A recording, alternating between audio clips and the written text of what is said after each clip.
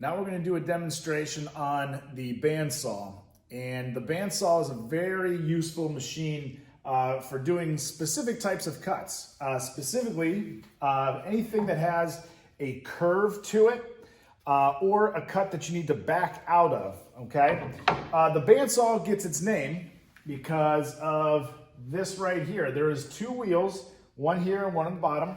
And this right here is the actual blade. Now the blade is just one big band that connects all the way around with wheel to wheel, and it never ends. So as these wheels spin, you can see the blade spins just like that, okay?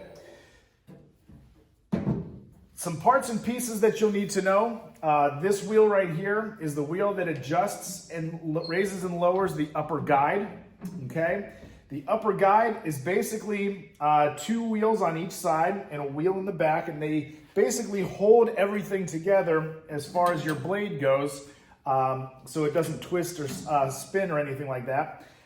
We also want to make sure that the upper guide is lowered to about 1/4 of an inch above your board. Now the reason why we do that is because this part right here is the guard that covers the blade so that if your hands are coming loose from the board, it's not going to go into the blade. So again, you'll want this upper guide to be about 1/4 of an inch above your board.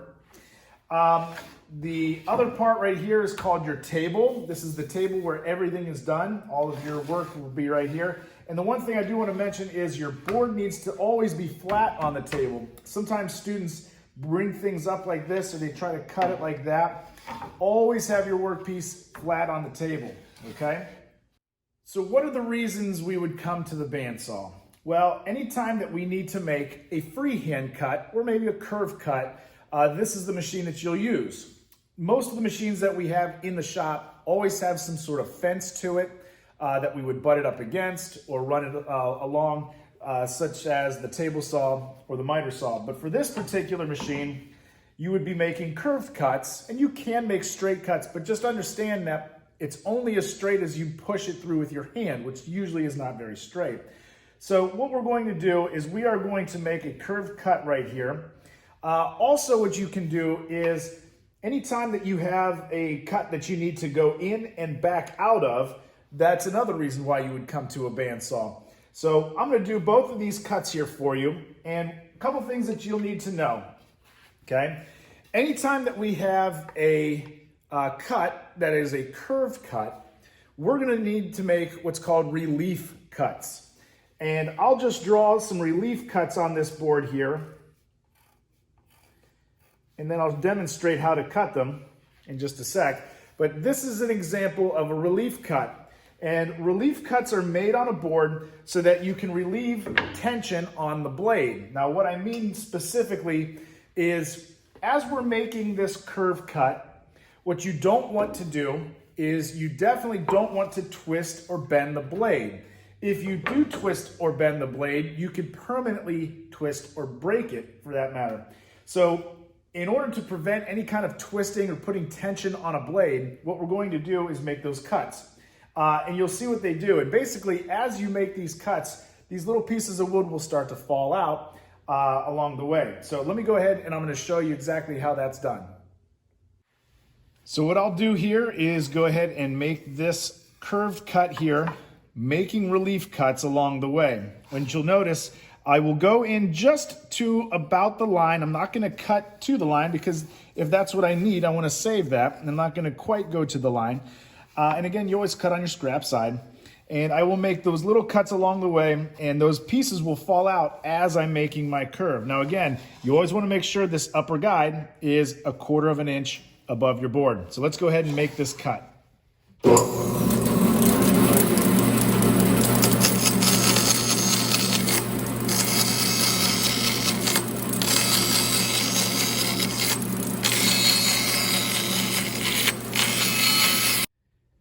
So as you can see right here, I made those relief cuts all the way to the line, not quite touching the line, but close enough. And now what I'm going to go ahead and do is make that curve cut right there.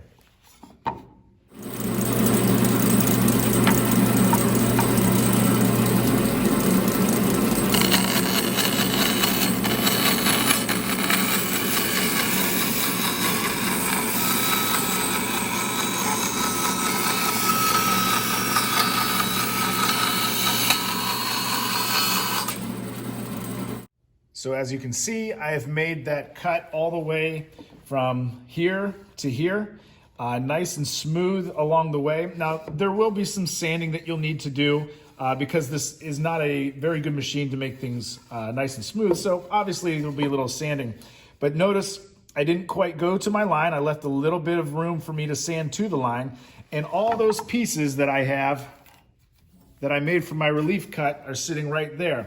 Now that's again to make sure that all of that tension that's going to be twisting and binding on that blade is eliminated. And again, the more relief cuts that you make, the better. Okay, so now for this section of the video, I'm going to be cutting out this corner here. Now, the reason why I show this is because anytime that you need to go into a cut and back out, again, this is the machine to do it. And a couple things that you'll need to know is you'll need to go in and back out while it's running. So if I were to cut all the way to the corner here, I would keep that blade spinning, and then I would back it out as it's still running. I would not turn it off. If there's a reason that you would need to make a long curved cut, for example, if I do something like this, okay, what you would need to do is you could make those slight curves just like this. And as you get to the point right here, you would turn the machine off and then back it out once that blade has stopped. You don't want to back anything out that's got a curve to it while that blade is running, because there's a chance that you could take the blade and have it fall off the wheels that are spinning it. Anything that's straight like this right here, you'll be fine. So you can go in and back it out while it's still running. And again, this is the only machine that you'll be able to use that you'll be able to make a cut only halfway through. Usually you would make it all the way through, like the table saw or the miter saw. So you'll end up going here and backing out. And let me go ahead and show you that.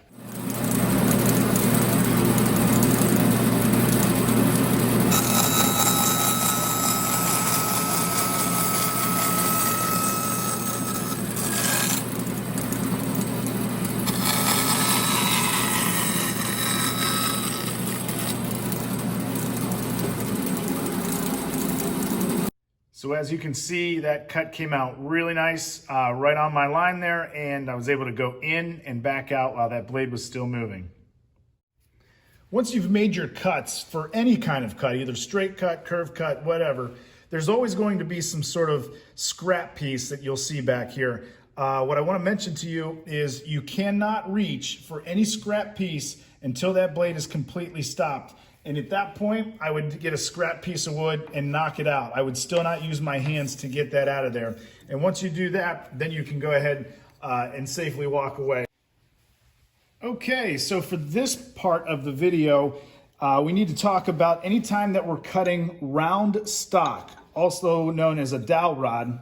Cylindrical stock is going to be used a little bit in Woods 1 when we're making our folding stools. But what we're going to be doing is we're going to be making a couple cuts on the bandsaw, and we're going to be able to cut a dowel rod just like this. Now, what I want to mention is, obviously, with a round piece of wood, there is no flat surface like a regular piece is.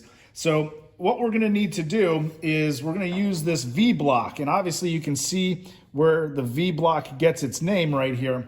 And what that's going to do is it's going to give us a little tray in order for us to put that dowel rod in there. And what we'll be able to do at that point, and just like any setup that we would have, again, we're going to raise the upper guide to a 1/4 of an inch above the wood, and we're going to back this off. And again, you just keep your hands to the side, and what we would do is we would turn that on and we would make our cuts just like this.